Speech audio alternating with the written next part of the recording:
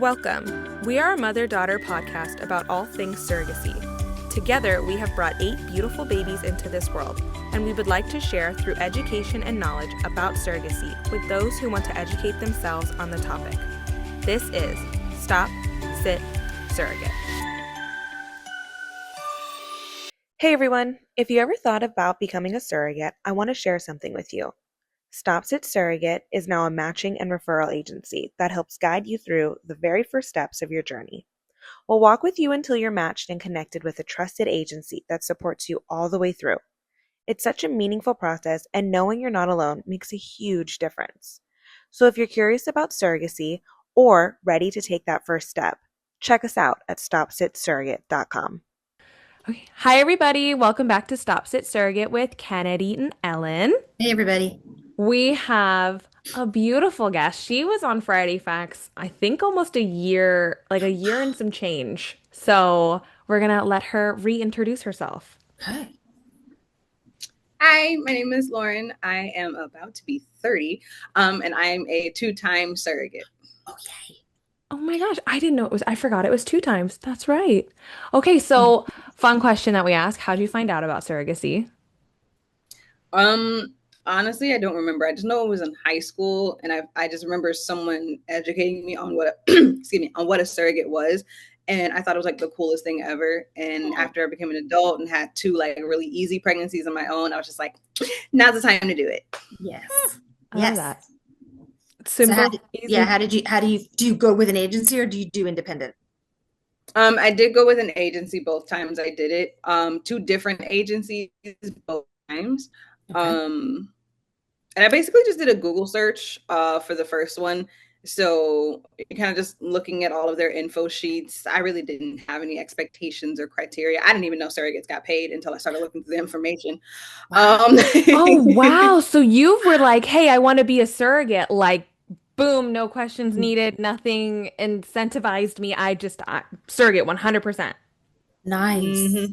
Wow. I was like, if there is some compensation, it's probably just like, I don't know, a couple $100 as you or something. Wow. Yeah. Okay. Oh my God, I love you. You were pleasantly surprised, so. Oh, for sure. Yeah. How funny. Okay, so you found them on Google, and so it was like the first agency like you found? Like, did you do a little research? I actually applied to like 4 of them. Okay. And then waited to do like the interview calls, spoke with each of them, heard their kind of like got the spiel from each of them. Yeah. And then kind of like talked it over with my friend to see which one sounded the best. And I ended with Extraordinary Conceptions the first time. Okay. And then she's gonna be so mad. I can't remember what the second one was called. Oh, it's okay. That's all good.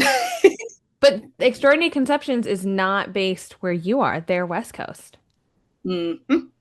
Very interesting, because I know them. Very interesting. You had already mentioned you didn't have like expectations or criteria. Did you have any idea of maybe what you wanted in a match?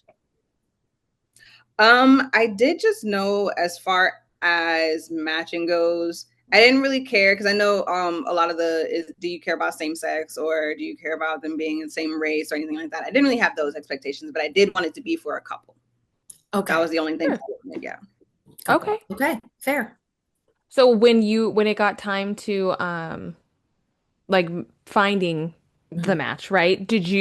Were you given a profile and like, hey, these people are interested in you, or were you given profiles and like, hey, you decide? Do you remember? It was kind of like I did my profile and then they just sent me an email like, hey, we think you would really like this couple. Okay, so kind of like picked them. Both times I did like the couple that they sent, so I didn't really have any I guess like objections to the people that they chose. Both of them were like super sweet, very nice. As far as our expectations of the journey itself, they were both very like similar, lined up, and it was kind of like I think I personally got lucky with the matching process. Probably, yes. Perfect. Well, that's good. That's good though. Power to you. That's right. Yeah. Yes. because I know it doesn't always go so well. Were both families domestic, like on stateside or any international? So I was actually matched with three couples. The first one, they were in Canada. Okay. And then, but when that happened, we did a transfer and then it ended up failing. And we were scheduling to do the second one, but that's when COVID hit and, all the flights were canceled, everything got shut down. And I think we waited about a month. And then because everything was still closed down and no traveling and stuff like that, we went ahead and broke that match. And then I got matched with the second couple. Okay. Okay. And they were stateside, and so was the third. Okay. Okay. So that means you started this process in 2019? 2019-ish, maybe 2018. Yeah. Yeah. I think it was like end of 2018, and then we Yeah. did the transfer. No, I'm sorry, end of 2019, and then did the first transfer March of 2020. Oh, so right Wow, before the right shutdown. before. Yeah. Yeah. Whew. Yeah, it was literally we did the transfer in like March, like shortly after I got back. That's when COVID started like rearing its head, and then Yeah. by the like next month after that, that's when everything shut down. Wow. So Crazy. because you said they were from Canada, so you went to Canada to do a transfer. They didn't have their embryos here. I went up to Canada to do that one. It was my first time leaving the country, so Huh? that was fun. Wow. That's fun. Okay. Yeah. That's very interesting. It is. Mhm. Huh. I We were kind of in wonder. Toronto. No, sorry. Was it Toronto or Ontario? One of the O's. Yeah. And while we were there, as soon as I got done with the transfer, I walked outside and there was like a protest going on through the streets for, I think it was like Save the Plants or something. It was some type of Oh, planet protest. okay. Well, that's fun. It was Yeah. like a mob of people. It was so cool. That's cool. I've Huh. never seen like a I, protest I'm like I'm this. intrigued just a little bit, and we don't even have to go into it, but it's a Canadian couple, and they're not Hmm. using a Canadian Canadian surrogate surrogate. Mm-hmm. because Canadian surrogates right now are just reimbursed for costs and expenses. It's not like this whole fee thing that, stateside people get. So that's very interesting to me. Was there ever discussion on that?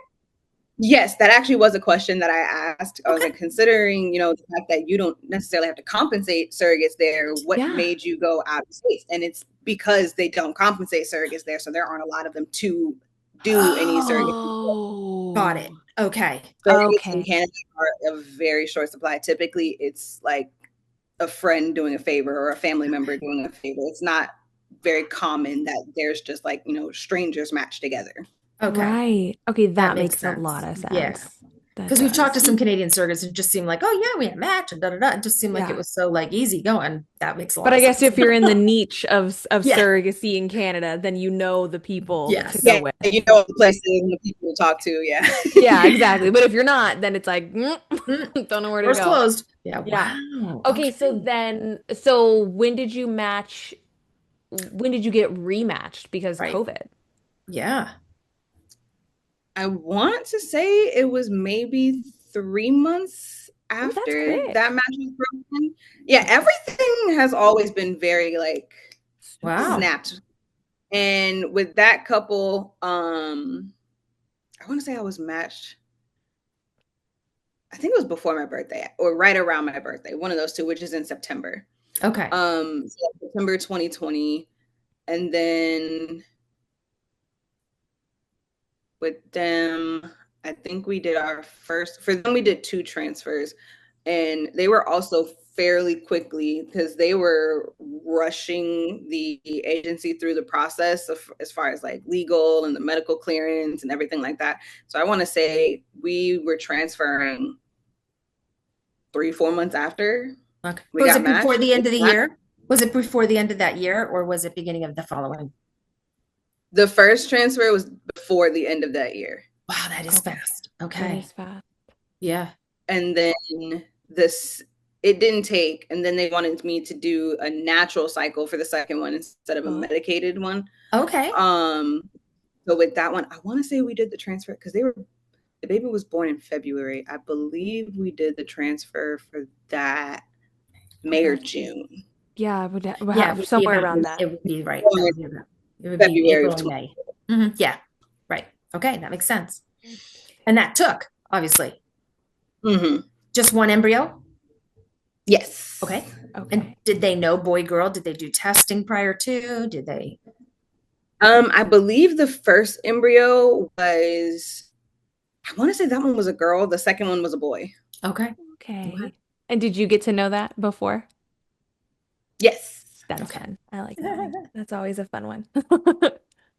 Okay, so transfer takes, and you did a natural cycle. Can you go into a little bit of that? Those always fascinate They me. I'm intrigue like, me, yes. what? How natural. So Right. natural cycles are a lot of doctors' appointments because you Yeah. have to go in like every couple of days for them to check to see your, like, do your follicle count, or I think that's what it's called.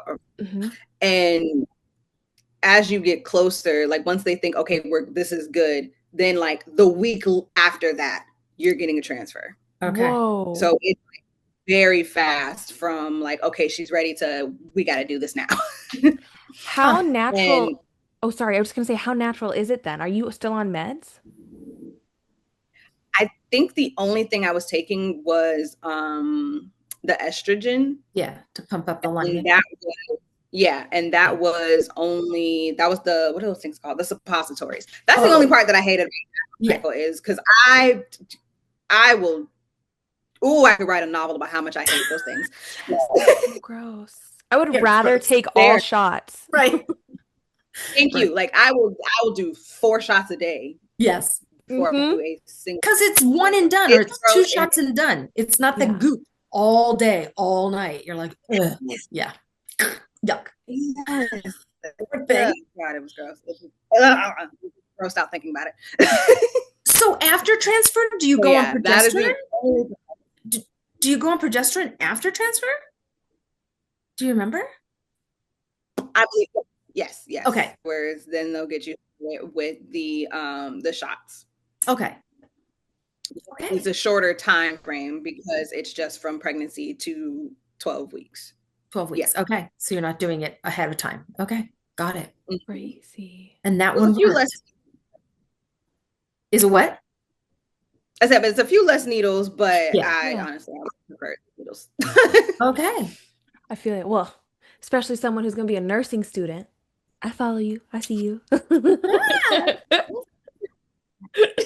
Are you excited? I'm transferring this conversation to Vet. Are you excited for that?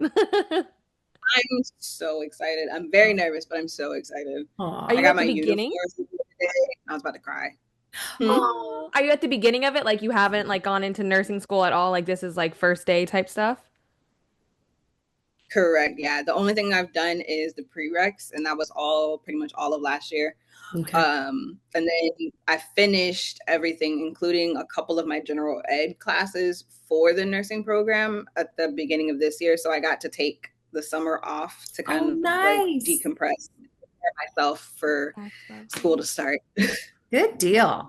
I'm so excited for you. You're going to be an awesome nurse. I remember our conversation from last year, and you definitely need to be in this field. So very excited for you. Right.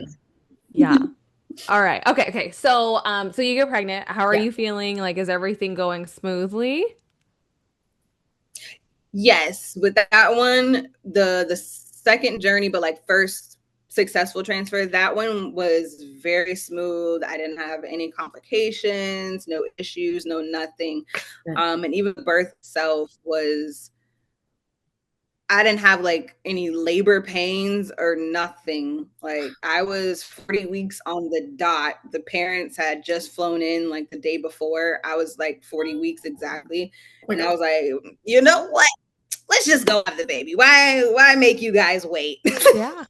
So I was like, I'm not in any pain. So I can't say this with 100% certainty, but I'm pretty positive I'm good to go. I went to the hospital and I was already dilated, contractions 4 minutes apart. I was like, see, we didn't even have to wait 24 hours. You got your kid.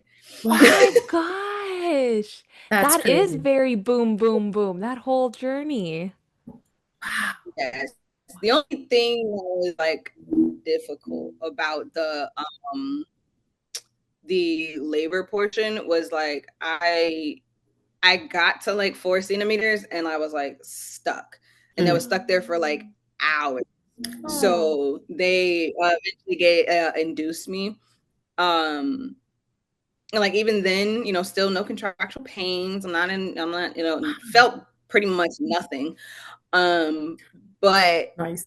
I kept having to get up to use the bathroom. And at this point, it's like 1, 2 o'clock in the morning. And every time I got up, the mom would get up to help me. And I felt bad because I'm like, no, sleep. It's fine. I'm okay. But Yeah. every time I Aw. would get, she got up to help me. So I was like, I asked my nurse while she was sleeping, I was like, if I get the epidural, that means you have to give me a catheter, right?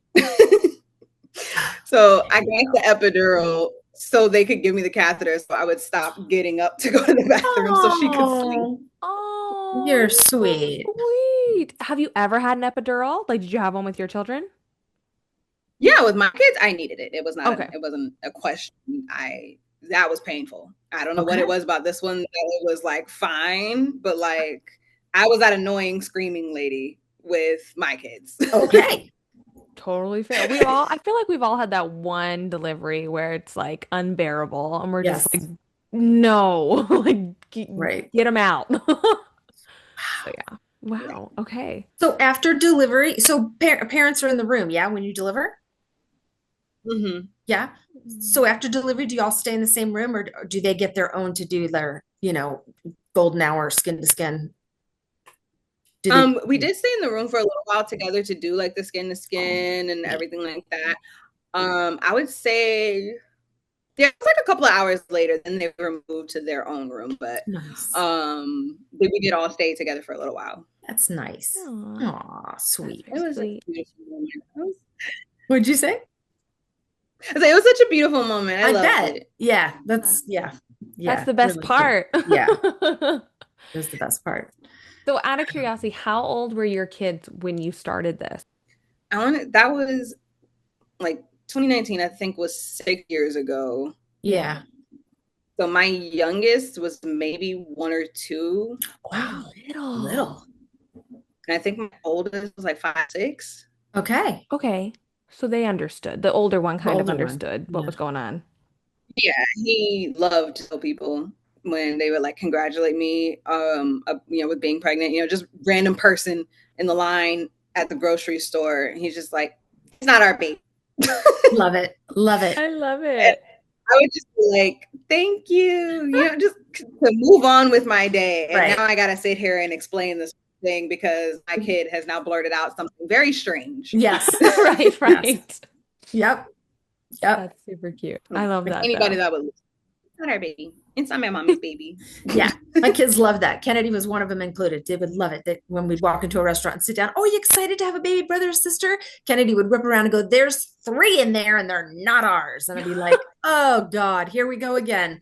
Yeah. And then we'd sit down and the waitress would come over. So what is this I hear? Yeah.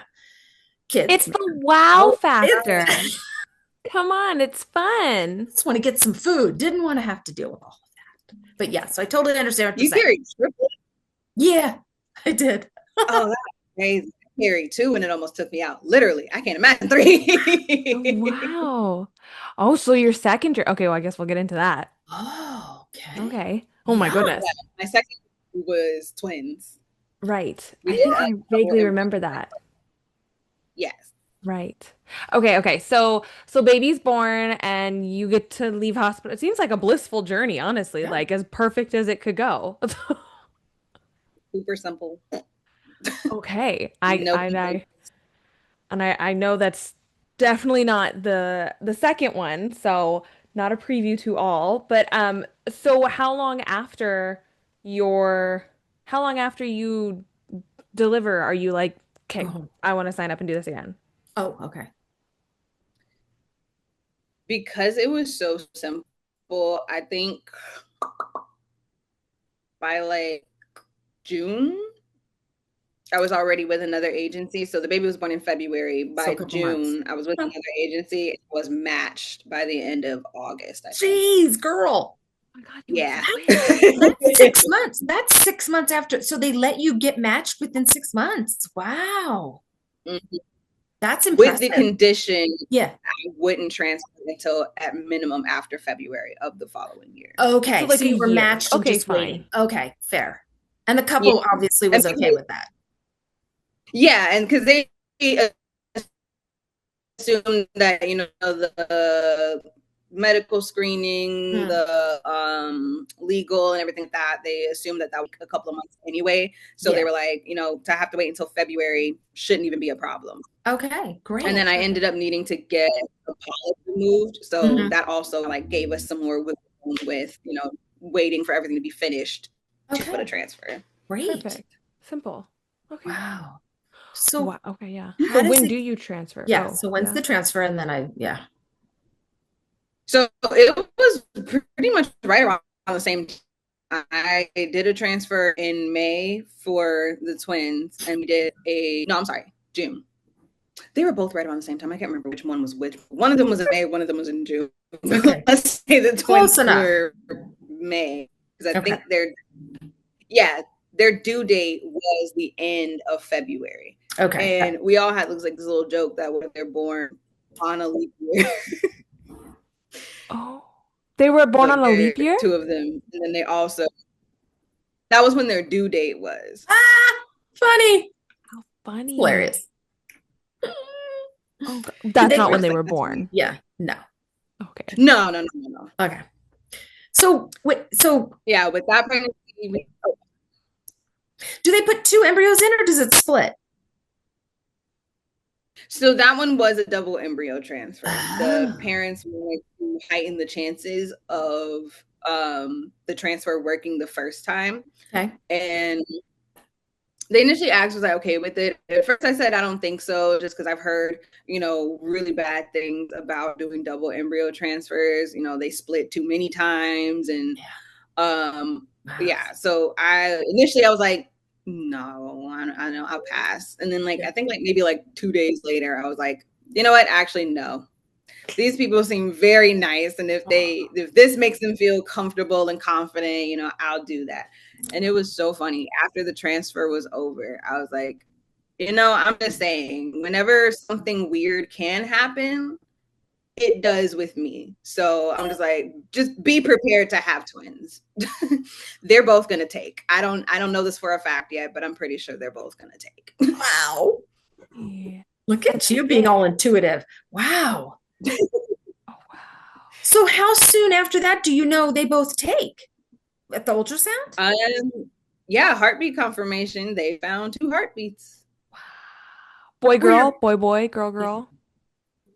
Boy. So two boys. boy, Boy, boy. boy. Okay. Oh, you Karen, Were all your boys. were But your funny, beta, was your first beta really high? Do you remember? yes, it was like 900 or something like Oh, that. okay. There you go. I'd be thinking triplets on that point, or twin, or yeah, 900 Jiminy Crickets. That's Yeah. funny. After that, it was like in the 4 digits. Yeah, kept And doubling. I was Oh like, my God. I know they say, yeah, I'm like, I know they say don't go off of the beta, but like this seems a little excessive. Oh my gosh. Yeah, that's a lot. So you have heartbeat. It's confirmed that's two. Are parents like super stoked? Yes, they were so excited. And Oh. there's like, this is the greatest blessing we could have ever asked for. You know, we wanted just one baby and now we're going to have two. Like, it was so adorable once they were told and I got to see what their reaction was. I loved it. It was so great. That's Did so you cool. get to tell them or like were they there and like you all found out together? Um, no, I waited for them to get like the results and stuff back Yeah. from, I believe, the clinic. I don't remember if it was the clinic or my agency, but I waited for them to like notify them just so it could be like a surprise. Oh, Because if I reach out after this appointment, it's gonna be real obvious. That's yeah. true. That's true. Oh, that's fun. Okay. All right, so this Okay. is a different pregnancy, Yeah. right? How you feeling? It's a double. Yeah. So it was, I'm like an asymptomatic pregnancy type of person. I don't get the nausea, the tiredness, That's nice. the back aches, the weird food cravings. Like I'm one of those people that would like forget they're pregnant until they look down and see the belly. Wow. So nice. I love it. Me So like, too. yeah, with this pregnancy, I felt everything so fast. It was like Oh. the tiredness hit me. I couldn't function. I like at one point set up a little mat upstairs for me to take a nap between like at my breaks at work and stuff because I was so Oh. even like the emotional stuff became like almost immediate. I remember one time I cried because I forgot what food I wanted. I want to say it was pizza. It was probably pizza.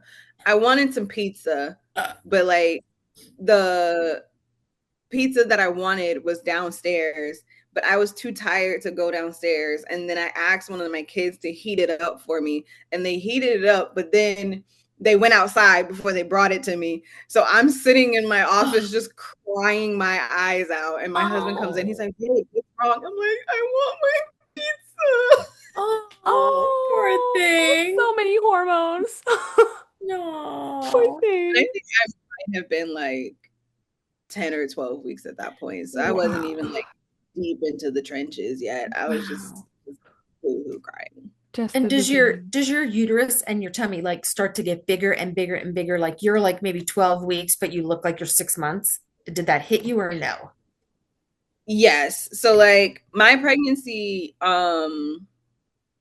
it only made it to 6 months, Okay. but at 6 months, I looked 9 months. Right? Yeah. Yeah. I kept making this joke that I was going to be the new Shamu at SeaWorld. That's mean. Oh. Like, I am huge. And you look petite. You look super like teeny. Yeah. Oh yeah. And when I got pregnant, I think I was like 110, maybe 115 pounds. Yeah. So it literally looked like I had just like a balloon that was blown to like maximum capacity. Wow. Okay, so dive into that. Why does it only go to 6 months? Is there complications, obviously? Yeah. So it was a really weird situation. So I was at the time I owned a candle company, Oh, and I was doing an event that was happened to be right across the street from the hospital that I was supposed to be giving birth at. And I don't know, something about it. I was like, this feels like it's a bad idea. Being this close to my birthing hospital feels like I'm jinxing it. oh, And while I'm there, like nothing's wrong. I'm not in any pain. I'm not like, there's no issue. I just feel like something's wrong. okay. And so I go to the bathroom, and when I wipe, there's like a big chunk of my mucus plug in there. And like that's normally not anything like too alarming because you could lose it a couple of times while you're pregnant. So, Yeah. and I'm like, it's twins. For you to lose it early, that makes kind of sense. Whatever. But something just, I don't know, it just didn't feel right. Thinking about navigating surrogacy without an agency? You don't have to figure it out alone. At Surrogacy Simplified, they provide one-on-one consulting and case management for independent journeys, concierge services for agency-led journeys, and a supportive intended parent private community built by a two-time mom through surrogacy herself. Whether you're going independent or working with an agency, they'll guide you every step of the way. Join their free intended parent community or upgrade for weekly support groups and a self-paced course that helps you confidently manage your journey. Stop.Sit podcast listeners get $100 off premium with code STOPSIT. Start today at surrogacysimplified.com. Your safer, supported, and more affordable path to parenthood. Good for you. So yeah, it was like a little like brown, like it maybe had like blood in it a little bit, but Okay. like just barely. Okay. So I called my coordinator. I was like, hey, I know this is probably nothing, but I went to the bathroom just now and my mucus plug seems to be coming out. Is it okay if I go to the hospital? I was like, I know this sounds really stupid. I'm so sorry to even bother you. And she was like, oh, no, you're fine. And, just to ease your mind, yeah, you're right. When it comes to, mucus plug, there's nothing to be, super alarmed about. But just to give us all some peace of mind, give a call to the on-call nurse for our OB, let them know what's going on and see what they want you to do. Okay. So I called them, left a message. They called me back like 2 minutes later. They were like, it's probably nothing, but because it does have blood in it, go ahead and go to the ER just to make sure. Good. So my friend was with me, so she stayed at my booth. I called an Uber to get driven across the street. Yeah. And when I get there, because it's a hospital and it's a baby and like a women and babies hospital, so it's a literal birthing hospital. It's Wow. almost its whole purpose is just for birth. Wow. So I was like, I know they're not going to take me seriously if I just walk in here like, hey, I don't know what's wrong. I just feel like something's wrong. So I start kind of like putting on a little bit of a show. I'm just like, it hurts, da da da da. I'm feeling some like pains, and I forgot what else I said, but I kind of like hyped it up a little bit. Okay. So they then go see me. The doctor comes in. She's like, let's check, your cervix just to see what's going on since you said you're feeling some cramping. She barely gets her hand in there and she's like slowly pulling out like she's a little nervous. And I'm like, okay. And she's like, I can feel the sac for the baby. You're about 3 centimeters dilated. Yikes. And I'm like, at that point, I kind of like disassociated a little bit. I started like, right. I couldn't, my chest got tight. And I'm like, oh no. So I reach out to my coordinator, let her know what's going on. She lets the parents know. Obviously at this point, they're going to admit me to the hospital. Because she's like, it's not just like you can feel it on the rim. She's like, it's bulging out. Wow. And so I get admitted and I was in the hospital for about 5 days. And on day 3, I got up to use the bathroom again and my water broke. Oh, Jesus. But they keep me on the medication. Like they give me the shot and everything to help the baby's lungs and brain develop and all that. They did that the first. Because you're 6 months at this point, like 24 weeks? 20? Well, not exactly. It's the week before, 6 Okay. weeks. Okay. So I don't know, that's 5 weeks and 4 days or something like that, whatever it was. Okay. I wasn't quite fully 6 weeks yet, but they were born 6 weeks, 6 months exactly. 6 months. Okay. Okay. And so I'm there for like 5 days. By day 3, my water broke. But they were like, we're gonna try to see if we can, keep them in there a little bit longer because the goal was to try to get me to 28 weeks at minimum. Then, hopefully 34 at the best. Yeah. Like best case scenario.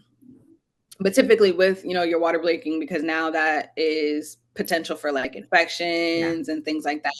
They were like, okay, this isn't likely going to happen, but they gave it, 2 more days just to let them develop a little more. But like the morning that they were born, I just remember it was another one of those, like nothing is wrong with me, but I just feel like something isn't right. Yeah. So I'm like, I don't feel like contractions, but I feel like a pinching. And so I start timing it and it's like 3-4 minutes apart. And I'm taking screenshots like of my phone every time I feel one so I can see like what time it is and what the progression is. And I show my nurse when she comes in that morning at like, I don't know, the 6 o'clock wake up. And she's like, oh, well, I don't see anything on the monitors. It doesn't, the monitors aren't picking up any contractions. So it's, just probably just some discomfort, kind of just, brushes it off. And then I don't know, maybe like an hour or 2 later, she comes back again because the monitor came off, and the baby, they weren't picking up one of the heart rates anymore.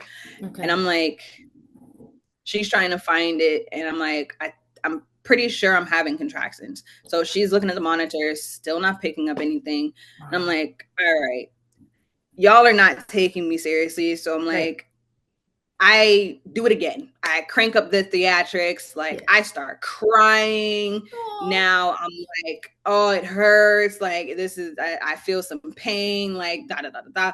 So now that I am actively crying, she calls in calls the doctor, has them come in and check everything. Oh, and I almost forgot. A little bit after the first time she came in and I told her I thought I was having contractions, my OB came in to visit me. And I told her, I know they're saying it's not on the monitors, but I feel like I'm having contractions, blah, blah, blah, blah. She said she'll let the nurses and staff know or whatever, and they'll see if someone can come in and check me out. But then like an hour and a half passes by, and that's when I'm now talking to the nurse for the second time. Okay. And then like I said, I'm like cranking up the drama classes, and the doctor finally comes in. He's like, okay, you're looking uncomfortable. It seems like you're having contractions. Let me go in and check. And when they do, they feel the baby's feet hanging out. So I'm like, I knew something was wrong. And so the doctor is just like, we're going to have to do an emergency C-section. The room like floods with people. Right. And they like lay my bed down, get me prepared to start moving. And like the doctor whispers in my ear, you're not crazy. You were right. And I'm like, oh, I knew it.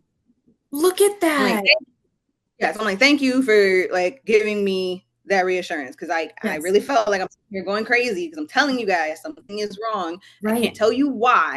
I just know. Right. They need to listen to women more. I'm telling you, they need to listen. Yep. They do. Where are the parents at this point? Do you mind me jumping in and asking that? Where are the parents when they're feeling a foot and you're being prepped for C-section? Where are they? So they were close by. They were at their hotel. They had already flown in by this time. I think they had flown down the second day. Okay.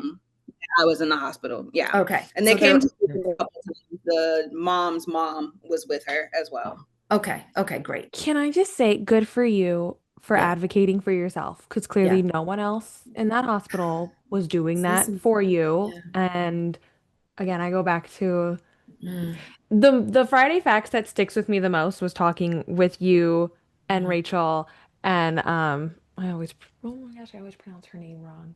I think it's Demetra. I think it's Demir, yes. And because that Friday facts opened my eyes to a lot of things. And I remember the comment that you ladies made after that was women aren't listened to, but especially Black women in a hospital setting fall through the cracks. And like it really stuck with me. Not and like your story still stuck with me. Ugh, okay, sorry. Wow. So I'd applaud you. We can take Repeat that last part. Say it again. It's always expected that Black women, we have a stigmatism that, we can bear it all. And, when we complain, it's literally taught in school that we have a higher pain tolerance. So when we complain about things, yes, it is literally taught in school that Black women have a higher pain tolerance, and medical personnel hear that and think like, she can take it. It's not that serious. Oh, bull crap. Is that a real thing? Like, that's not a real thing. Like, but no, I mean, like, I guess it's like a real saying, but that's not like a real scientific proof, is it? No, I can't. Honestly, I have no idea. Everybody tolerates pain so differently. My pain at a 10 could be Kennedy's pain at a 3. And that's nothing. Right? It shouldn't be race-based. Like, that's ridiculous. I can't even. Like, I'm sorry. Wow. That's horrible. And for him to whisper in your ear that you were right. That you were right. Can I ask, was he African American or was he a Caucasian doctor? He was either white or Hispanic. One of the two. Okay. Right. But so for him to whisper that in your ear, kudos to that doctor, because it shouldn't have gotten that far. You should have been paid attention to the first time. Yeah. God dang, that's crazy. Oh my gosh. Okay, so they're rushing you. Where's your husband? He, I believe, was at home. Yeah, he was at home at the time, with our boys, but we lived like 45 minutes away. So Yikes. he wasn't gonna get there in time either way. Right. But one of the nurses was trying to, like, as soon as I left the room, my mind just left. Yeah. I was really present. I'm like trying to process everything. Like I felt like I was walking next to my body while all of this was happening, like watching it. Yeah. And she's trying to ask me what's the password to my phone so she can call my husband and let him know what's going on. Oh. And it took me a minute to even comprehend the question and then give her the answer, but she was able to call him, let him know what was happening. And I was able to text the parents before I even got out of the room because I already had my phone open and ready to give them an update because I was literally in the middle of typing one for them. Yeah. As soon as when the doctor came in, because I was giving them a text messages like at least once every hour, once like daylight hit. But yeah, they rushed me into to have the C-section. They're getting me ready for like the epidural and everything, and like putting up the curtain and all that. And the anesthesiologist is like poking my back to make sure that I'm numb. And I still feel it. So I'm like wincing and like moving when he pokes me. And he asked me, do I still feel that? And I just like nod my head, yes. So then I think he, I don't know, upped it again or something. But I could still feel everything. And the surgeon, I just hear him yell, we can't wait anymore. And like I hear him yell, cut. So I was partially numb when the C-section happened. I wasn't fully out. I'm sorry, partially is not numb. So. Okay, but what was numb? I think just like the top half of my body, like the bottom, I could still feel everything. So I didn't feel him cut, but as soon as his hands went in, I could feel all of that. And all that pressure. And yes. And they, at that point, tried to put the mask on, but it still took me a while to fall asleep. Yeah. And I'm like, it hurt so much. I could not even scream. I was just there with my mouth open, crying. Like, did you go into shock? I thought I did, honestly. Right? I was trying to yell, but nothing was coming out. But like you could see my hands like flexing. Yeah, I think you were in shock. The nurses noticed that I wasn't out yet. So they all come to hold my hands down to make sure I don't reach past the curtain. Stop it. I can't. Okay, so unbelievable. So many things to say about that, but I'm shocked at the fact that if you weren't numb from like the bottom portion, how you weren't flailing everywhere. Like well, right? Because you said they were holding your arms. I would be. No, am I crazy, Mom? What? You're no. My microphone fell. No, I'm agreeing with you. Right. Oh. Her arms were going. Did they have your legs strapped too? Did you not remember? Yeah. I'm thinking they probably had her restrained at some point. Like, I'm just assuming that from the medical field, just because there could have a lot of stuff could have gone wrong had she moved the wrong way when those babies were being pulled out. But that's what I'm saying. Like, they didn't even wait. Like, that's putting your life in danger. Yeah. And the babies. Oh, it was an emergency. Like, an emergency, not just, oh, we're going to do an emergency C-section. This was an emergency C-section. Like, dear God. So do you even hear, well, two questions. Do the babies cry when they come out? And do you hear that, or are you knocked out at this point? So by the time he cut through everything and like was able to get them out, no, I didn't hear anything because one of the babies was still inside the sac. The other one was, they had to like do a classic incision. So he had to like reach down and up to get him out. And he wasn't breathing. So they had to start working on him immediately. But yeah, I think I was out by the time they got to the second baby. Yeah. But I finally like fell asleep, but I woke up again while they were sewing me up. What?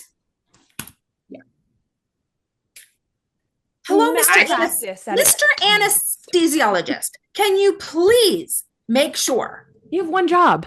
that your patient is completely out until the entire process is done? Like, I can't. You just have you ever had surgery before? I'm curious. Like an anesthetic surgery. Yeah, where you're put under, like I don't know, like incision, like scarring. I don't know anything. Like only one time before, which is when I got the polyp removed. They did have to pay for that. Okay. But I fell asleep. You know, the normal count to 10. Yeah. They had the gas mask. Yeah. I was out before I finished. Okay. And I woke up in recovery room. Yeah. Okay. So you clearly I woke up sooner than they anticipated. They thought I was going to be out for a couple of hours. I woke up maybe like minutes after the procedure was done. So it seems that anesthesia, like I'm not going to say for a normal individual, but the normal dose that's given to an average size individual is just not effective for you. Like when I get teeth work done, I have to have 3 shots of Novocaine or I'm not numb. Like, but that's nothing you would have known. Like, it's not. That's something for the anesthesiologist to have known. Your heart rate starts to go up. You're starting to wake up. Give her more. Like, yeah. Oh my God, I'm so sorry. So what happens when you wake up? Yeah, are you numb and just awake? You said, well, I'm sorry, you cut out a little bit. I didn't hear sorry. When you wake up, are you like numb and awake, or are you back to like where we were before you fell asleep? You're feeling the threading. You're feeling it. No? Yeah, no. By the time I woke up at that point, I think whatever was supposed to numb me had fully kicked in at that point because I didn't feel anything anymore. But I was also only awake for maybe like 10 seconds. I was awake long enough to ask, where's my husband and are the babies okay? And then I was back to sleep. I heard the nurse.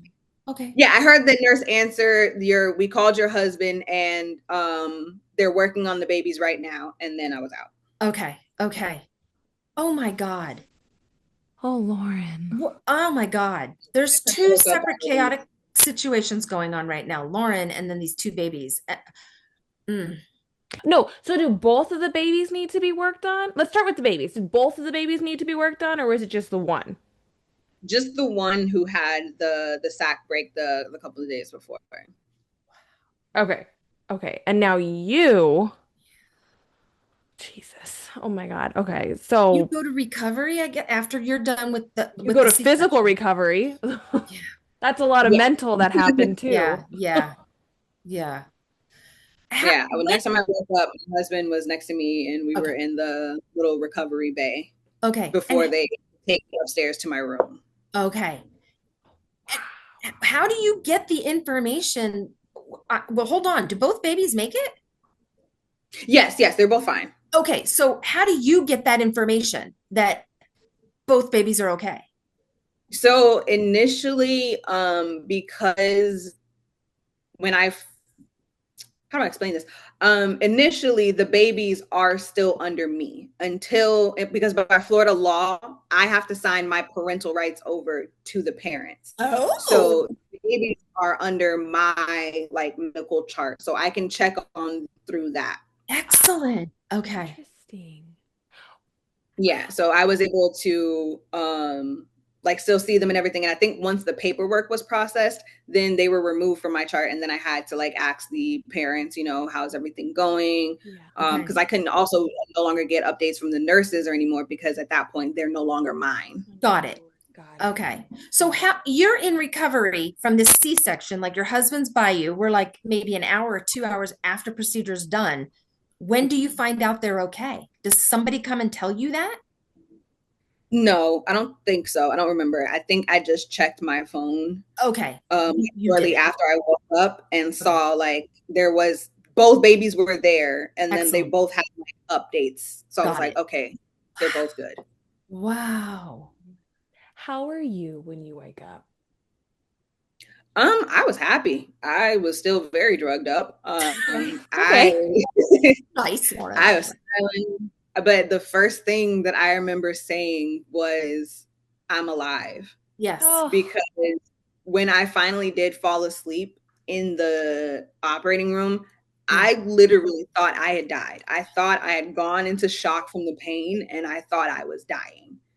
when I fell asleep. It was, Wow. yeah, Traumatic. I felt a lot of emotions as I was falling asleep. I bet you did. I bet it was terrifying. Absolutely terrifying. Yes, and Yeah. all I was thinking about is like, are Would these be. babies gonna get? How are my kids gonna take this? And Yeah. like wondering like my husband, what's gonna happen with him, and like because I know they called him, I know he called my parents. Like these were all thoughts that were like swarming in my brain while this was all happening.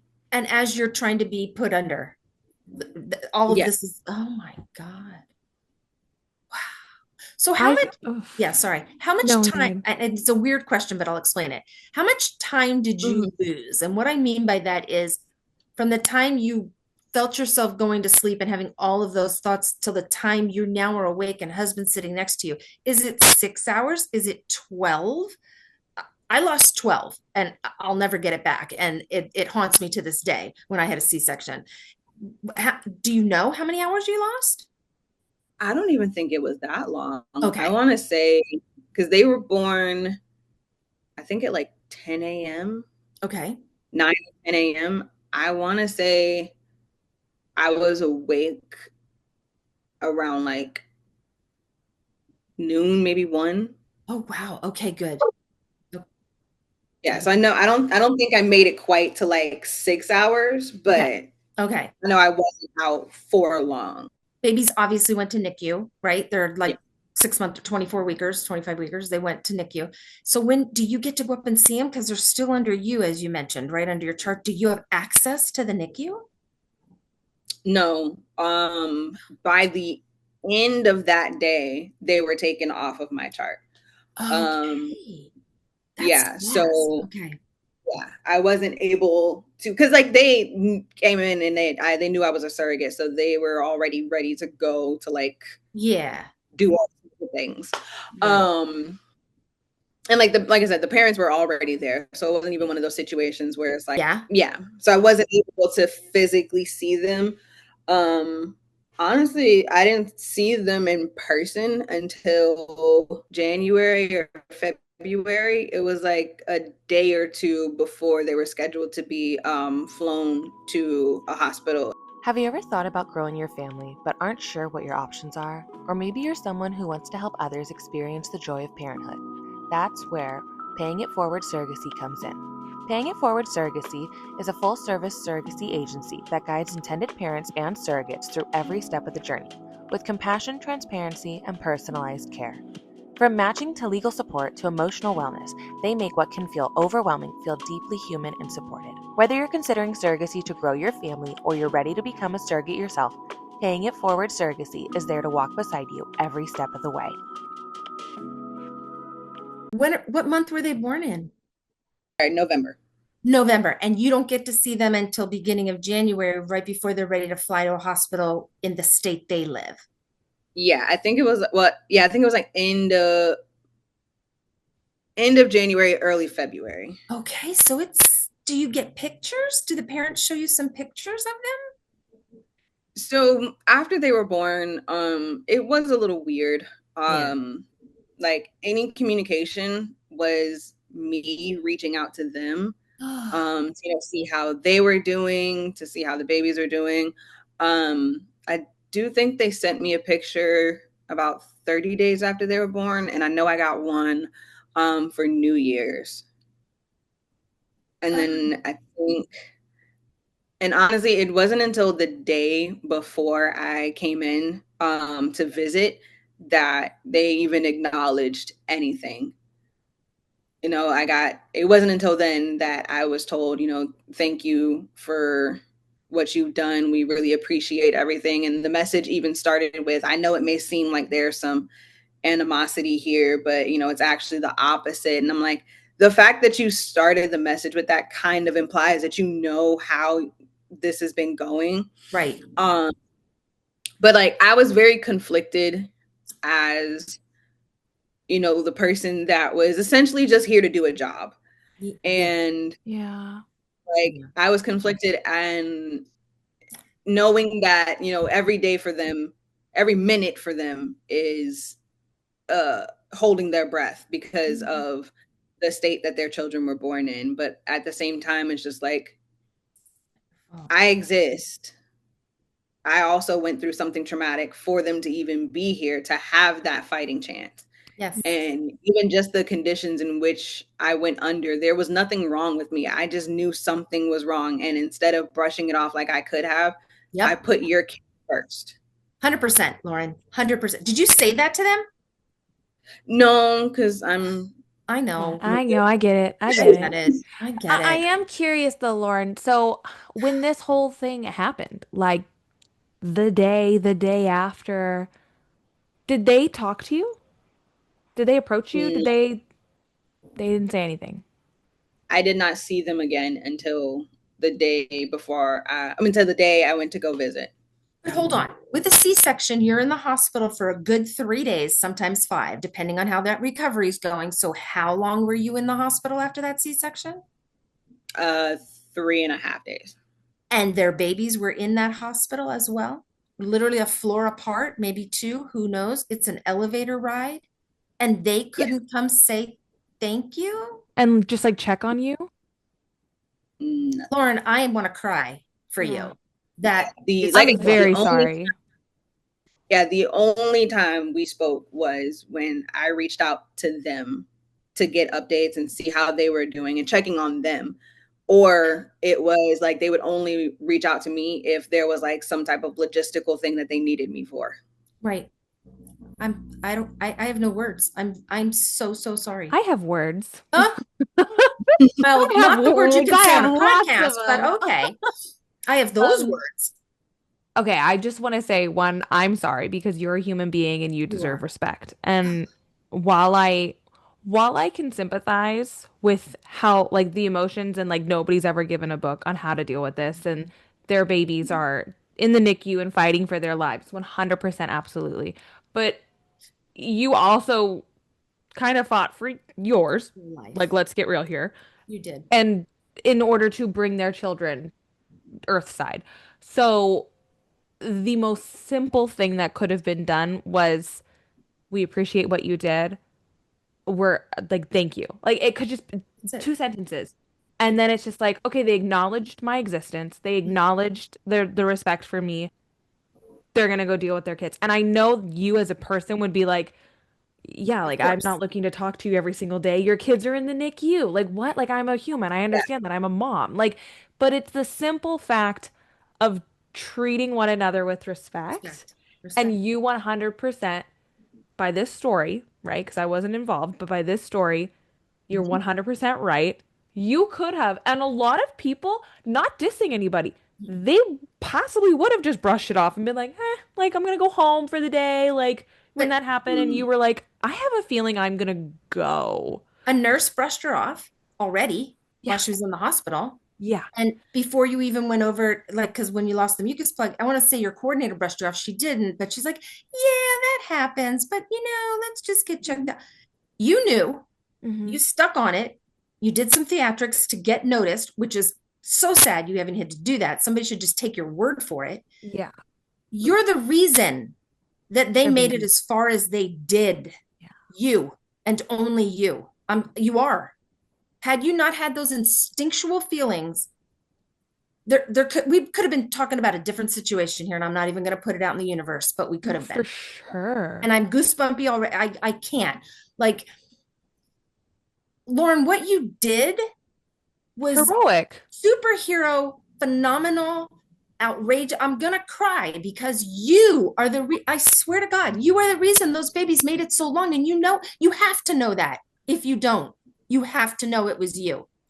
Okay, now I need to. It was one of the reasons why it hurt so much to kind of be brushed to the side when everything was said and done. Because even like I can even understand, not wanting to come to the room because what if, while you're in there, something happens to your baby. I can even understand you not physically coming up there. But, text me and say, hey, we appreciate, like you said, 2 sentences. We appreciate what you did. Thank you. Like even at the end of, the conversations when I was reaching out to them, it was just, hope you have a great recovery. I hope you heal up well, or like on Thanksgiving. And I kind of took this as a shot at me. I'm not gonna lie.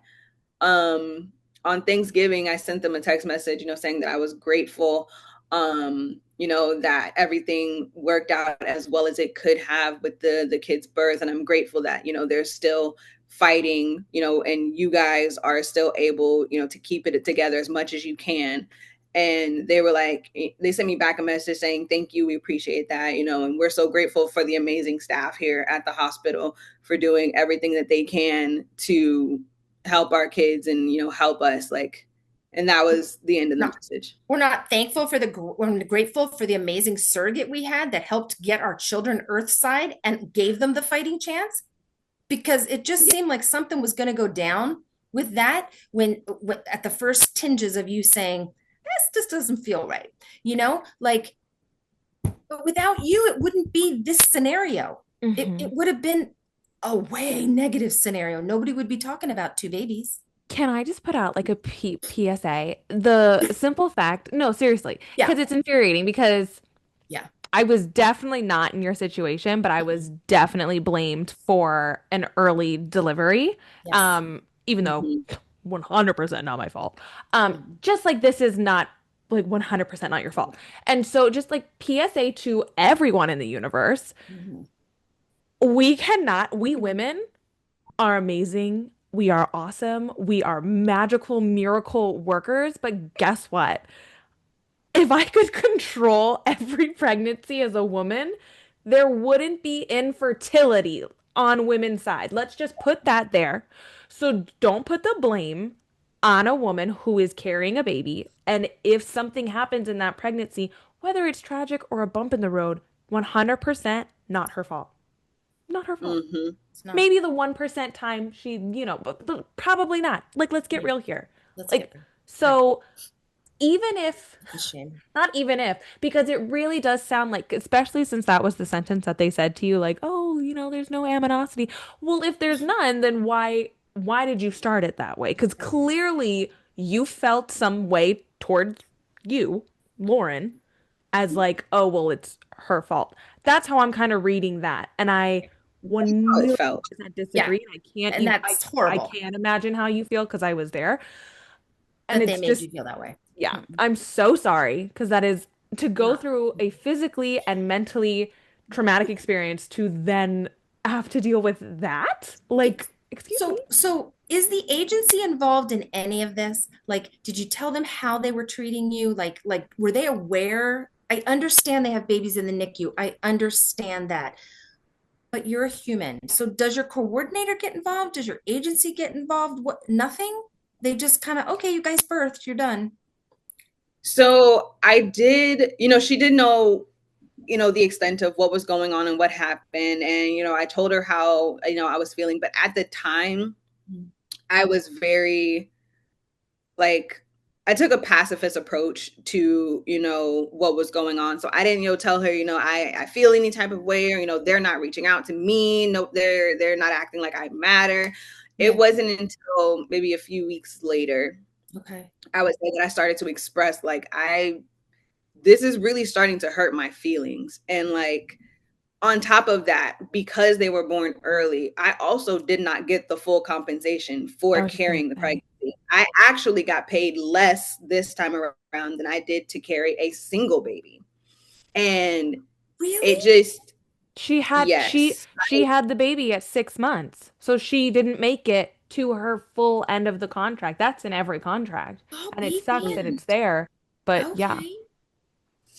And then like I expressed to her that, I was mentally like really struggling with everything, trying to process like my emotions, the physical part of it. Like every time I breathed, it was like a panic because you just don't know which one of those emotions is going to send like that sharp pain through your body. And dealing with that, feeling alone and like abandoned, throughout this for the surrogacy process, and not knowing how or what's okay for me to feel when it comes to the situation, because part of me is just like, I can't blame them. Their kids are in the state that they're in, but also I am a person. I have feelings. I went through something for them and they forgot about me. Yes. And Horrible. she was like, I asked if was it possible to, have them pay for like me to get like talk to a therapist, because I know that was initially part of our contract for me, like while I was pregnant. I just didn't know if it could still do it while I wasn't anymore. And she was like, yeah, that should be no problem. Let me just reach out to them and see what they say. And within like an hour, she came back and was just like, actually, so we are just gonna have to see if we can like look through the insurance to see if we can find someone covered that way. Which basically implied that they were like, no, we're not gonna do that. Right. Wow. Like Are you you're still in told that contact? I'm struggling. No, not really. I think when the babies got to about like 6 months, I just stopped reaching out, because at that point I felt like a bother, because I would literally like set reminders in my calendar to make sure like I didn't reach out too soon.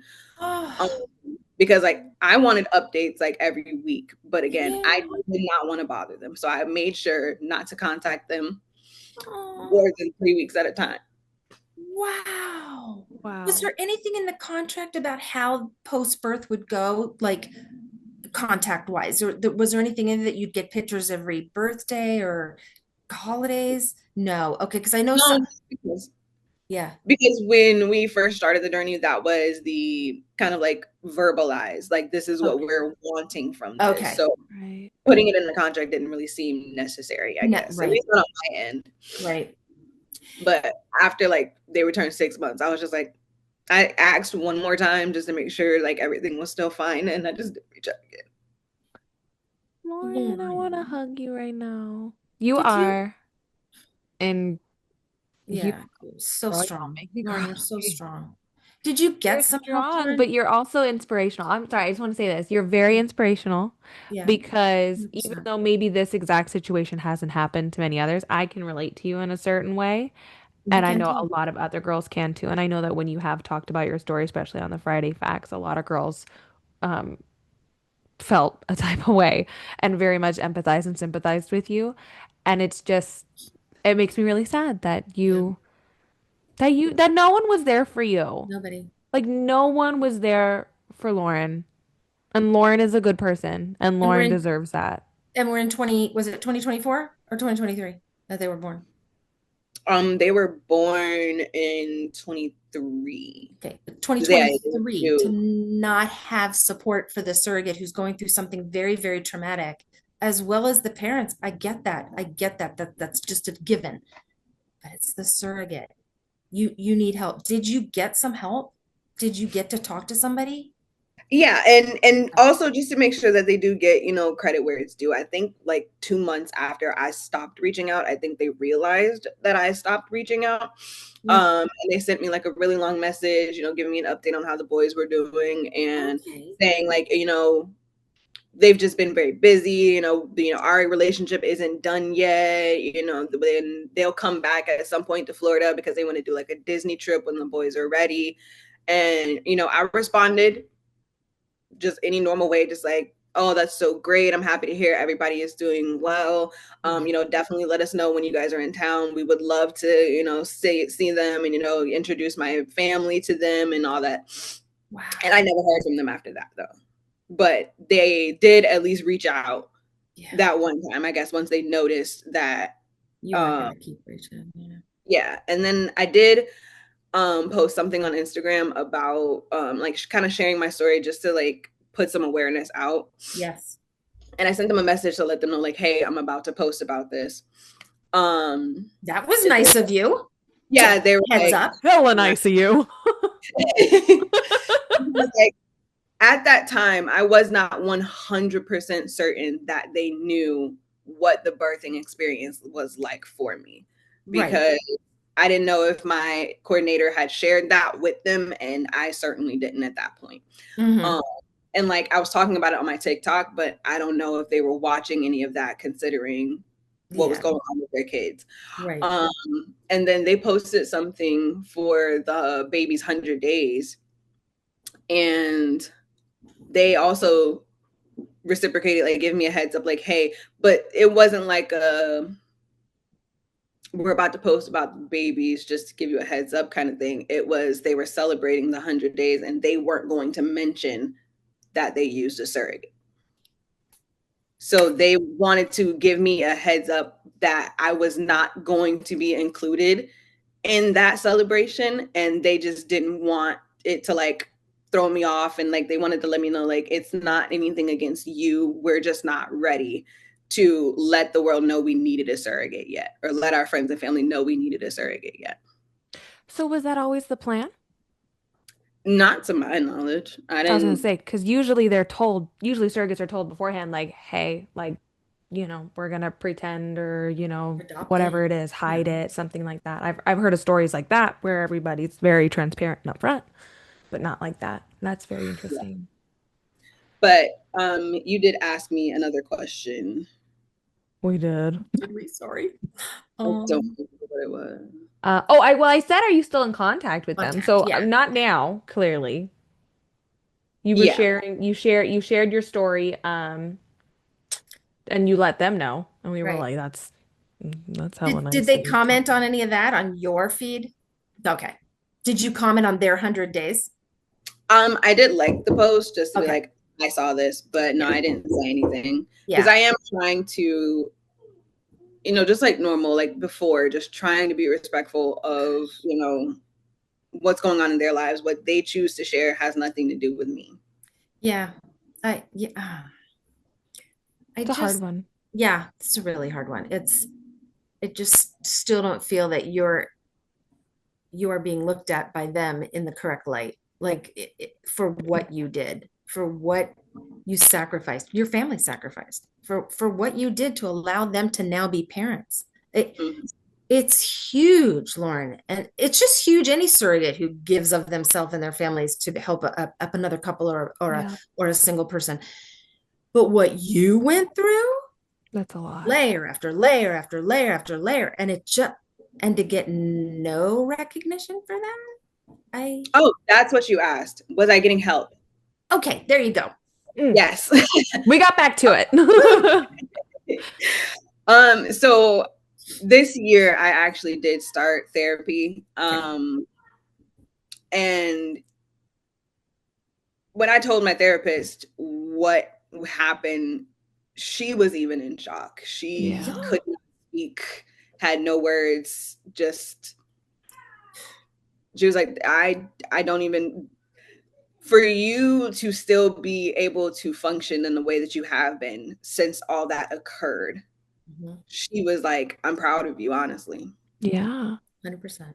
You You're a either marvel. You are. disassociated or you are so compartmentalized. Like that's what I do. It's like, this trauma is gonna stay over here. Life's gonna go on over here. It'll pop in every now and then, but like it lives in its own land. That's Yeah, that's essentially how that worked. I am very good at compartmentalizing my emotions and my feelings. So it was very put on a back burner, and like when I'm in the shower, okay, feel the feels. Oh, Yeah, yeah. I get that. Yeah. But good for you. I'm Yeah. I'm very You're moving I'm very forward. sad, but I'm very sad that your agency also just didn't step up and be like, we are demanding that you go. Because you reached out to them and like, hey, I need this. Mhm. To be honest, speaking with agencies like we have, this agency should have been like, yep, Stepped up. And even if they had to pay for it out of their own pocket yep, rather than the parents, they probably should have, to me, they should have, you called, you asked, they should have just taken the bird and said, listen, we're going to give you so many sessions. If you yeah, need some after that, we'll talk about it. But here's 10. yep, We got it.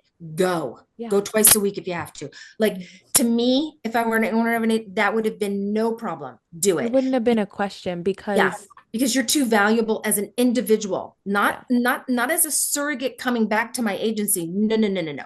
As an individual and a human who hmm just did something miraculous.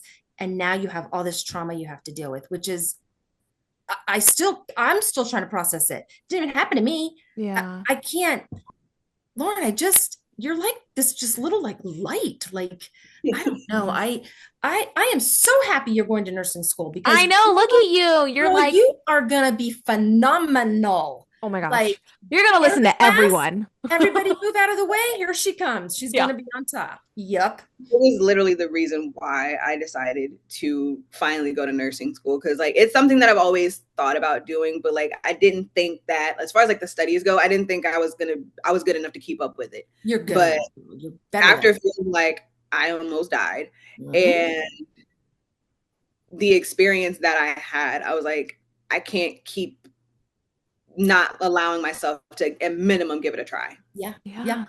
Yep. Yeah. Fantastic. Absolutely. So proud You're of gonna you. make the So best happy And for I'm you. in labor and delivery. Is that what you're gonna do? I was gonna say you're gonna go labor and deliver, but I was afraid to ask. Yeah, yeah, I bet you are. That's Yeah, you go, girl. hopefully my end goal there is to be a delivery nurse. Work with all the surrogates. That's what one of the nurses that worked with in Kennedy's hospital. She's like, I work with all the surrogates. I just love them, and she was phenomenal.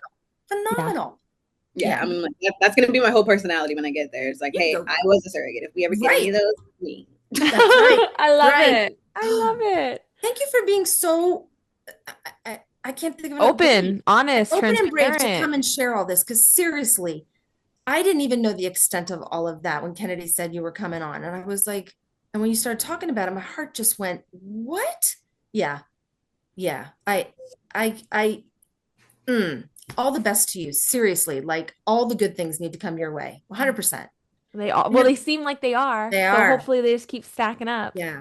And how are you feeling like recovery wise, like the whole C-section and all of that? Have you healed? Like where you feel like you're kind of back to you, or I'm just talking physically, not mentally. Yeah.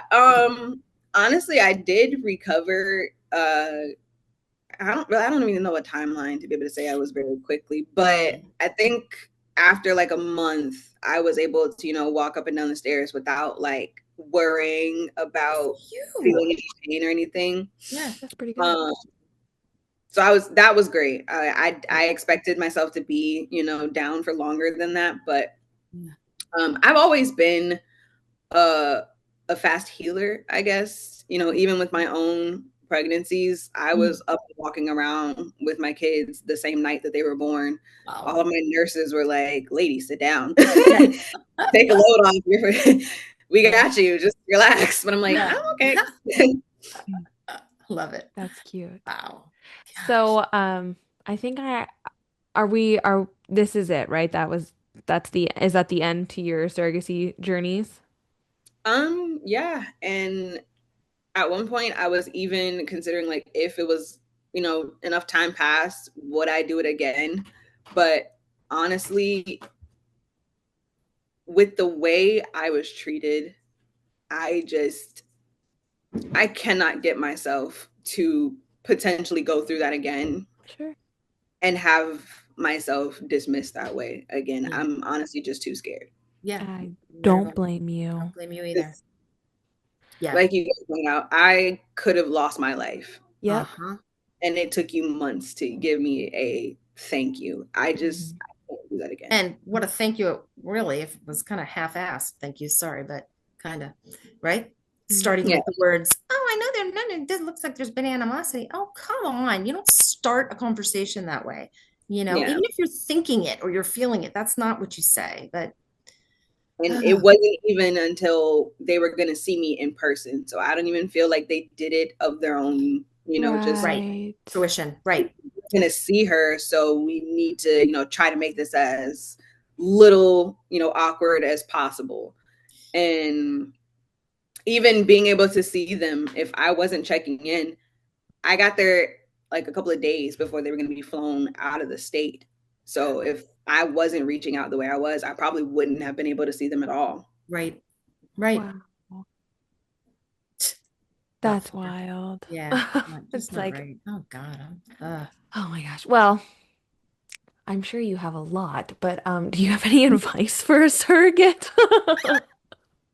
What I have always said, basically since that last journey, is if you are going to be a surrogate, you need to make sure that your heart is in it, because if you're doing it for the wrong reasons, when stuff like this happens, or things like this can happen, it will tear you apart. Yeah. Because you're going to be conflicted about why you did it in the first place. Right. So you really need to make sure that this is something that you want to do, not for the money, not for the opportunity that it gives you, not because you think it'd be cool to put on your stories and, you know, nothing like that.